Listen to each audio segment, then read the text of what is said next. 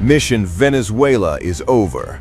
Now another Latin American nation is on the U.S. target list. The communist-ruled Cuba is under siege. Donald Trump has choked off the island nation by imposing oil blockade, which has led to the shortage of jet fuel. And with that, a geopolitical power play unfolded between Russia and the United States. This is reportedly the last Russian flight took off from Cuba. According to TASS, the flight was packed with Russian tourists who departed from Cuba for one last time. This was part of Russia's plan to evacuate all its tourists from Cuba as U.S.-engineered fuel crisis deepens. Russian national carrier Aeroflot was given the task to ensure citizens' return. Moscow's aviation authorities began the evacuation process last week after the U.S. imposed oil blockade on the island nation, which choked off supplies of jet fuel from Venezuela following the U.S. military's abduction of Venezuelan President Nicolás Maduro in early January. Russia is only operating return flights from Cuba due to the difficulties with refueling aircraft in Cuba. Air Canada and the Canadian airlines Air Transat and WestJet have also cut flights to Cuba due to the fuel shortages. Earlier this week, Russia's Association of Tour Operators said that about 5,000 Russian tourists may be stranded on the island. More than 130,000 Russians visited Cuba in 2025, according to reports. A traditional ally of Havana, Moscow has accused Washington of attempting to suffocate the Caribbean island nation. Russian President Vladimir Putin slammed U.S. restrictions on Cuba as unacceptable as he met Cuban Foreign Minister Bruno Rodriguez in the Kremlin on February 18th. And for the Cuban people all these years, all these decades of Cuban independence, fighting for their right to live by their own rules and defend their national interests. And now we are in a special period with new sanctions. You know how we feel about this. We will not accept anything of the sort. And the position of our Ministry of Foreign Affairs is open, clear, and unambiguous. We know how difficult it has been for the Cuban people all these years, all these decades of Cuban independence, fighting for their right to live by their own rules and defend their national interests. And now we are in a special period with new sanctions. You know how we feel about this. We will not accept anything of the sort. And the position of our Ministry of Foreign Affairs is open, clear, and unambiguous.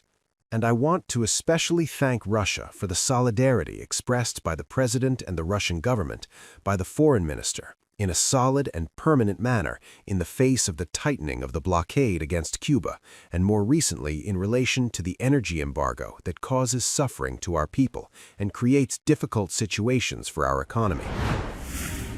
Cuba has been in a severe economic crisis for years, largely caused by long-standing sanctions due to Washington's antipathy towards Havana's socialist leadership. The situation has become dire since the return of President Donald Trump to the White House in January last year.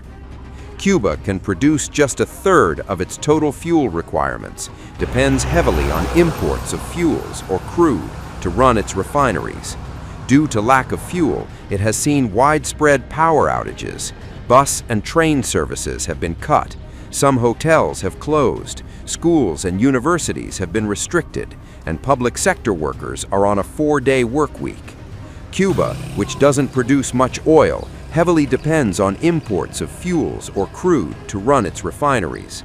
To bring some respite, a Cuba-bound tanker carrying Russian fuels is on its way. Pressure on Havana has been mounting since late last year when U.S. forces seized a ship carrying Venezuelan crude to Cuba.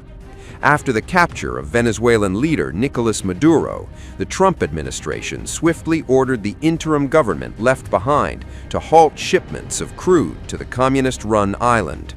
Trump also threatened tariffs on any nation that supplies Cuba with fuel, leading Mexico, a steady supplier, to cut off shipments as well.